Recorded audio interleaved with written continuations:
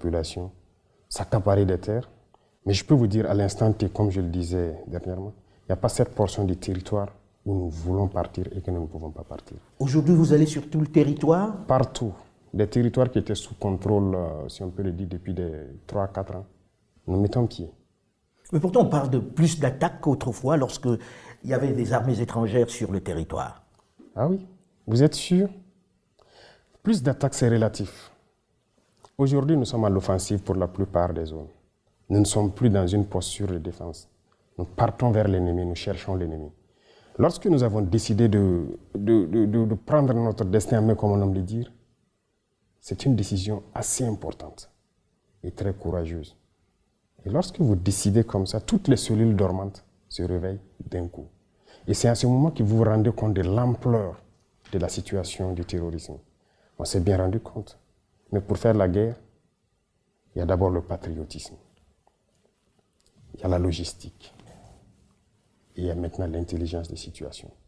Le patriotisme s'est réveillé dans tous les Burkinabés.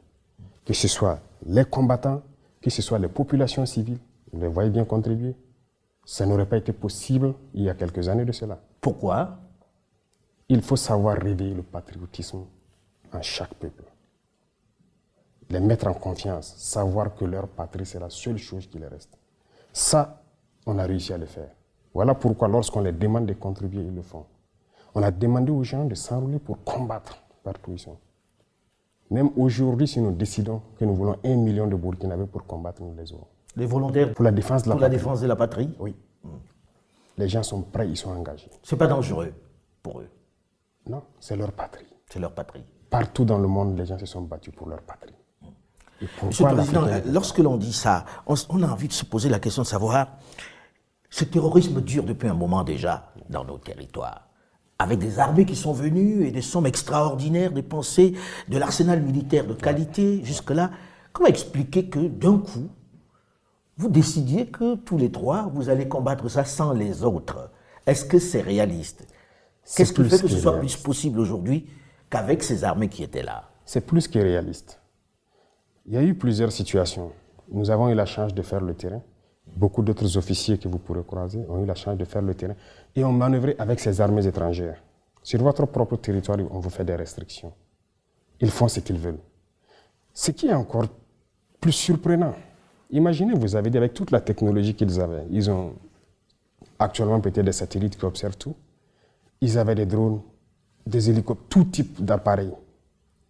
Mais on ne voyait jamais les terroristes. Aujourd'hui, nous avons décidé de faire la guerre. Mais vous vous rendez compte? On les retrouve tous les jours et on les fouette. Donc, il y a un problème. Pour vous, il n'y avait pas une réelle volonté de les combattre alors? Aucune volonté de les combattre. S'ils le voulaient, ils pouvaient le faire. Les terroristes n'auraient jamais atteint ces niveaux.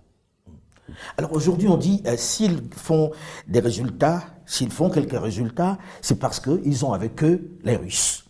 Il y a eu Wagner, dont on a parlé.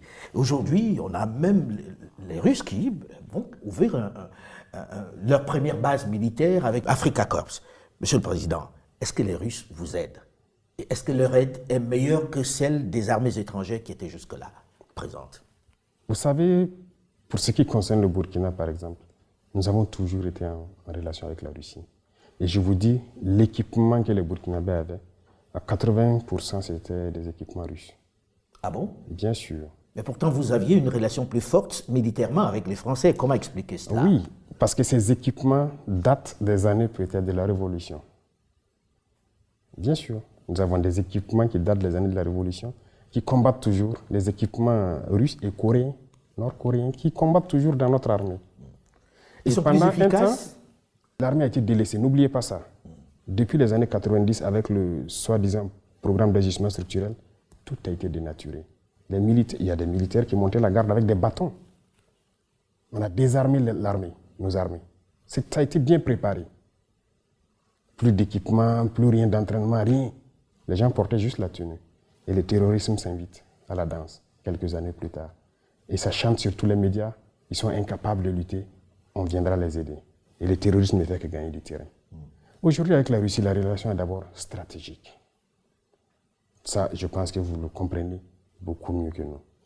Et avec la Russie, il n'y a pas cet équipement que nous souhaitons payer avec eux, qu'ils ne vendent pas.